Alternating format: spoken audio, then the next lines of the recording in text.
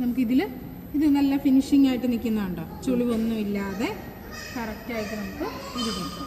ഇനി ഇതിലേക്ക് നമ്മൾ ഫ്രണ്ട് പീസിന് അറ്റാച്ച് ചെയ്യണം. കട്ട് ബാൻഡ് അറ്റാച്ച് ചെയ്യുവാണ്.